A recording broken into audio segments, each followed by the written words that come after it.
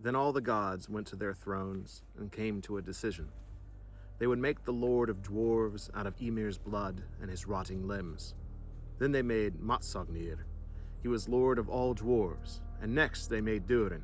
They made many man-like little creatures, dwarves of the earth, and Durin named them Ni and Nithi, Northri and Suthri, Austri and Vestri, Althjof, Valin, Vivor, Bavor, Bomber, Nori, An and Anar, I, Jofnir, Veg and Gandalf, Vidolf, Thrain, Thek and Thorin, Thror, Vit and Leet, Nar and Niroth, Regan and Rothsvith. Now I've named the dwarves correctly. Fili, Kili, Fundin, Nali, Hepti, Vili, Hanar, Sphere, Frar, Hornbori, Froig, and Loni, Orvang, Yari, Oakenshield. Now the names of Dvalin's family, the dwarves descended from Lofar, as men tell, the ones who left their stone halls for a home on Jorvul. These were Draupnir and Dalgrasir, Har, Haugspori, Levang, Gloy, Skirfir, Virfir, Skafith, and I, Alf and Ingvi, Fjaller and Frosti, Fifth and Gnar. These names of these dwarves, the descendants of Lofar, will be famous as long as the world exists.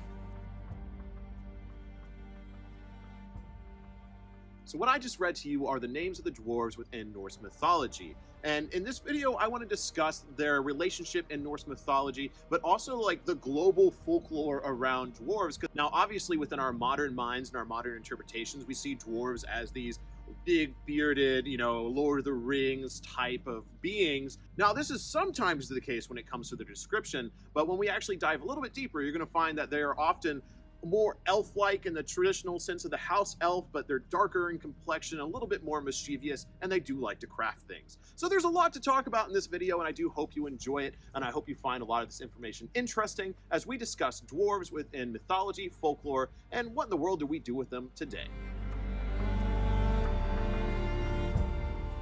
Now first, I of course want to talk about Norse mythology here, as I have already read to you the names of the dwarves as listed within the Voluspa. I should also add here the names I gave to you at the very beginning. I gave you both versions from the Jackson Crawford translation as well as the Caroline Larrington translation. I actually do prefer Caroline Larrington because she gives you the English translations of some of the names, which I gave to you here in the very beginning. And I do believe those give us a little bit more of an in-depth look of the aspects of dwarves and maybe what they kind of oversaw within the world. And naturally, we see names such as Gandalf, and it's like, oh, Gandalf from Lord of the Rings. But then you look at the actual translation and it's staff elf. And so that's actually kind of cool. And we see Gandalf, of course, walking around with the staff. And naturally, Lord of the Rings was heavily influenced by the poetic edda and even the prose edda, as we'll see as we continue this conversation. Now, I do want to cover some of the aspects of dwarves that were given within the poetic edda because there are some very interesting ones here. Now, once again from the Voluspa, I want to read to you this line here. What news from the gods? What news from the elves? All of Jotunheim is roaring. The Aesir are in council, and the dwarves, creatures of the mountains, tremble by their doors of stone. So this is a very small section here, but the reason I wanted to read it to you because this is something that definitely calls to the depiction of dwarves that we see within Lord of the Rings, especially when we hear about them, cowering in their stone halls. This definitely paints a picture of like Moria that we see within Lord of the Rings. And that's a lot of what this video is trying to explore, is what the dwarves look like, but also what aspects were tied to them within the pagan realm and what has survived into modern culture and media. Dwarves are pretty scarcely mentioned within the poetic edda outside of the Voluspa, but the next story I want to read to you is another thing that really inspired Lord of the Rings, which is not going to help our depiction of them, but it is a little bit different than how it is in Lord of the Rings. So within the story of Alvesmal, now this is an interesting one and actually one of my favorite stories in the Poetic Edda because it's a story of Thor as not a brutish warrior, but actually as a very wise and very mischievous being at times here. Without the character being called Thor, you would actually think it's Odin, because a dwarf named Allwise arrives at Thor's home to try to marry his daughter, and Thor ends up in kind of a riddle spewing match, wisdom spewing match with this dwarf to distract him in order to make him wait till dawn. on, because this is where we're given a very interesting aspect of dwarves that we don't often see, and that's dwarves turn to stone if left out in the daylight. Now, you might be thinking, wait, it wasn't dwarves that get turned to stone here. We clearly see Gimli in the daylight. It's actually trolls within The Hobbit specifically that get turned to stone, as Bilbo distracts them with a very similar story, waiting till daylight and they turn to stone. And so, again, this is not actually something I think I've read anywhere else of an aspect of dwarves that they turn to stone, so there's really no other backing evidence here from what I can tell that dwarves turn to stone in the daylight from any other folklore or mythology, and so that's what makes this story very interesting. Having said that, Allwise, or Alvis in this story, definitely fits the description of dwarves later on as both mischievous beings, but also very wise and useful beings in various points in folklore and mythology.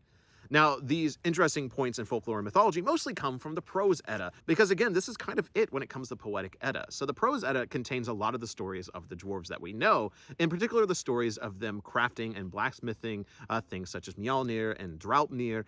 These are where these stories come from, is the prose edda. But the prose edda also gives us a little bit of controversy or discussion that we have to talk about here, and that is the physical description of the dwarves, because this is where Svart elves come into play. As far as I know, Svart elves are never mentioned within the poetic edda. It's not till Snorri starts talking about the dwarves that he refers to them as Svart elves or black elves and describes them as follows.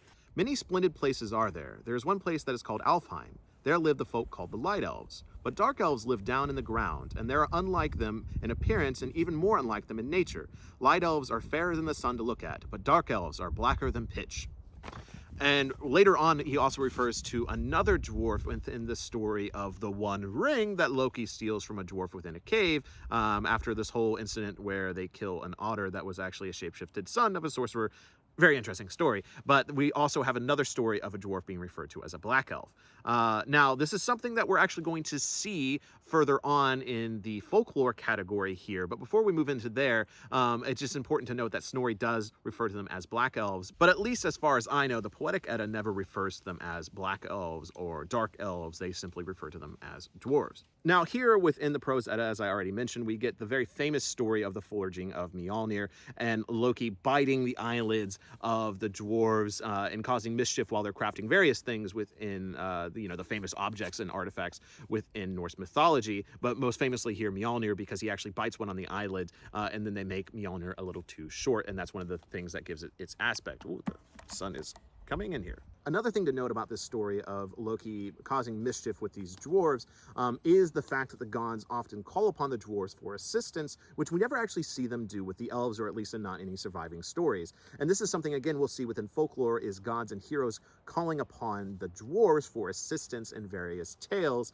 But we also see a little bit of their mischievous, darker side here, as Loki wagers his head that they cannot create these objects for the gods. In particular, Sif's hair in this moment, because he cut off Sif's hair, causing his own mischief here, but he also wagers his head with the dwarves that they cannot make these objects, and so he needs to make sure that they can't make them, so that's why he starts biting them as a fly and causing his own mischief. But in the end, the dwarves end up sewing Loki's mouth shut as kind of payment and payback for this instance in this story. So definitely the dwarves hunting down Loki and sewing his mouth shut is an interesting aspect here, and shows that the dwarves are not ones to be messed with, especially if you make wagers with them. Now, I want to reference the story of the otter in the lake a little bit more here, in the Otter and the One Ring, which again, a very interesting story within Prose Edda, and again, an influence for Lord of the Rings. So the dwarves were very influential to Tolkien's work, in particular the story of Alvis Maul, and here with the Otter and the One Ring, because this One Ring is very, something that the gods want, and it's something that causes some evil and has some great power here, and travels through multiple stories within Norse mythology and the tales within. So within this story, Loki is hunting down a dwarf because he's got to make payment for this otter he killed that was the son of a sorcerer, and Odin sent him on this journey. And so when he finds this dwarf in a lake, he assumes that he has gold, because that's, of course, another aspect, is that they have gold and they have wealth. And so he sees this fish swimming in a lake, and he knows it's a dwarf, and so he gets it out and steals all of its wealth, including a golden ring that becomes this one ring of mythology in some sense. And so the shape-shifting aspect here, and the having gold aspect, and again being called a black elf, are the things I wanted to mention in this story. And that is what I was able to find within the poetic and the prose edda. So a lot of interesting little tidbits of information that do, for the most part, back up what we know from folklore, which is the next section we're going to be covering in this video. So before we get to that section on folklore, I need to have the sponsorship moment for this video. It's me. The only sponsorship for this channel is myself, because this channel is supported by you, the amazing people that watch this content, who also choose to support me on Patreon. So if you want to make sure these videos continue to come out and I'm able to come to beautiful places like this to talk about things such as dwarves, please think about going down below. There's lots of tiers there, lots of benefits as well. So I try my best to make sure that when you support this channel, I give back as much as I can. And so there's tiers for our community Discord, live streams, early access videos, your name's in the credits, but also the book supporter tier where you get sneak peeks at the books that I'm writing, including the one that has already come out here, which is a Yule story, which is another way you can support this channel by purchasing the book that I have written. The story is about a boy named Eric who is trying to bring back the magic of the winter season to his family, and he gets advice from the mysterious Yulnir, who is Odin, and Yulnir teaches him and shows him, you know, ways to bring back the magic of the season, and maybe even his father along the way. So it's a really magical tale. It's meant to be lighthearted and fun. It's really made for all ages. I mean, I've had plenty of people say they've read it to their children and they absolutely loved it. And so I really hope you check it out. It's available on Amazon. Of course, there's a link down below. And finally, if you're interested in learning more about the community that it was kind of built from this channel, and that is the Fellowship of Northern Traditions, which is a government-recognized non-profit religious church status thing. And we have pagan events around the country. So there's a link down below to that as well. And if you're interested in coming to one of our events, I hope you're able to come. Otherwise, let's get back to this video talking about dwarves. All right, now let's talk folklore. The first thing I want to bring up here is a book that I think you would find really interesting if you're wanting to look deeper into the subject, because it's a book entirely about the folklore of elves and dwarves. And the book is called The Hidden History of Elves and Dwarves, Avatars of Invisible Realms by Claude Lecoteau. Really good book. I have thumbed through it. I haven't read it into its entirety, but man, there is so much information about dwarves and elves in here. And a lot of it is stuff that I've talked about on this channel before, especially when it comes to the elves. Our elves are probably a little bit further away from the beautiful, you know, elegant, tall elves from Lord of the Rings, and probably a little bit closer to Dobby, house elf from Harry Potter, a little bit in between there. And then dwarves probably fit somewhere in that category as well, besides being slightly different, a little bit more mischievous, and covered in either like black soot or just being darker in complexion. Now, the book goes into a lot of different details from all across global history, even into India, where it gives a pretty good description of what dwarves look like, and it's a little weird. It talks about how they are short in stature, darker in skin. They use their beards to make their clothing. So they actually wrap their beard around them to form their clothing, and they may have very big penises. But again, it's a really interesting book. You should definitely check it out. You know, there's a lot of interesting lore in there. But the things I wanted to share with you are the facts that dwarves are pretty far away from the Lord of the Rings. Again, we maybe have something about beards. We maybe have something about them being, you know, short in stature. But for the most part, they're probably littler beings is really what I wanted to share with you here. All right, now I really debated having this in here because there is a modern controversy to what I'm talking about here, but this is not what I want to focus on. What I want to focus on is the pagan origins of a tradition that still exists today, in particular in the Netherlands, and this is Zwarte Piet. Now, some people, if you know what this is, you're going to be like, whoa, like maybe we shouldn't talk about Zwarte Piet here. And I really don't want to talk about Zwarte Piet because it is a very, very strange tradition that has got so many layers to it. But I want to talk about the first layer. I want to talk about the origin here. And that origin is suggested by the writer Arnold Jan Scheer, who suggests that the origins of a small, darker complected little helper to Santa Claus or Sinterklaas could have been a dwarf in the pagan past, and could have been a creature that went down the chimney, and that's why they were darker complected, because they were covered in soot. And that is the origin of this tradition. And again, it got morphed and transitioned to something much, much worse in the modern era of Zwarte Piet. But yeah, what I really want to focus on here is the pagan connection in the past, in particular, as suggested by Jan, to Odin and the Wild Hunt, and how the Wild Hunt would use dwarves as helpers while they rode, and eventually got into the Yule traditions of giving gifts, and how these dwarves were assistants to Odin. And again, so there's actually a very pleasant and, you know, pagan origin here, not connected to the problems of the modern era. So with that, the main reason this section exists is to expand upon the look of dwarves today and, possible meanings behind them and modern interpretations of, how in the world do we work with them today? And I do think it's going to be a little bit more similar to the house elf connection of, these little beings that could be mischievous, but it could also assist you, so much so that the gods, including Odin, saw them as useful, that heroes throughout history and throughout folklore saw them as useful, that they can assist with magic, they can assist with making something, or assisting in some way. But again, there could be a little bit of a more mischievous side to them. And yeah, so I find that really interesting because I've been researching into elves and house spirits and now dwarves for a couple of years now. And the layers that keep getting added on here are something that to me is very genuine, something to me that is something that we can still practice today, of leaving little offerings for them, leaving offerings for your house spirits, leaving offerings in the wood for elves, going to a cave and leaving an offering for the dwarves, or, when you're crafting something, leaving an offering for the dwarves to assist you in the craft. I really think there's something there. And, even looking into that Norse mythology story of the dwarves crafting Mjolnir, how, Loki was a little fly and biting him on the eye. And so, maybe you could even bring that in, like, oh, I'll try to keep away the flies for you. And I don't know, you can have some fun with it. That's ultimately the thing here. I think dwarves are a really fun part of paganism that aren't utilized anymore. And I really believe that as modern practitioners of this faith, we need to look to more of these little elements that can make this faith a lot of fun and bring more culture and tradition to our everyday. And with that, we are at the end of this video. I hope you found this information interesting, and I hope I was able to navigate this very complicated web of information, not even a web, just a scattered amount of information sped throughout, Norse mythology and folklore to create this image of the dwarf that's not so similar to Lord of the Rings dwarves or fantasy dwarves, but a little bit more akin to little people that are dark in complexion, that cause mischief, but also craft things, have gold, live under the ground, may turn to stone when the sun hits them, and it may have assisted Odin within the wild hunt. But these little creatures, whether or not, however they existed within history and folklore or within our world today, definitely are a part of global mythology, global folklore, as they survive within our stories and fairy tales. But as modern pagan practitioners, I do think that the best thing we can take from here are the small little cultural traditions that have survived Christianization and hundreds and thousands of years of human history. So if you're looking to connect a little bit with the dwarves, just give them little offerings, especially if you're crafting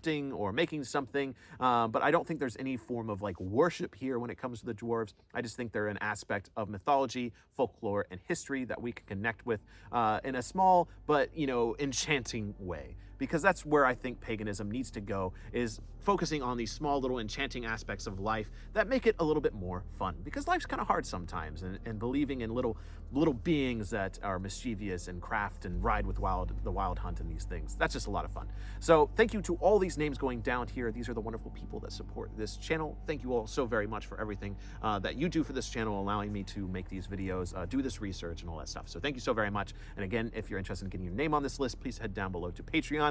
Again, Northern Traditions is a community based around this channel that we have pagan gatherings, we talk about dwarves, we talk about all these fun things, we go on hikes, so the link down below there as well. Have the book, check out the book. I might be talking about dwarves in the future, you never know. But otherwise, thank you so very much for joining me for this video talking about dwarves, these mischievous little creatures that craft and have survived hundreds of years of human history. And until the hall, Skull.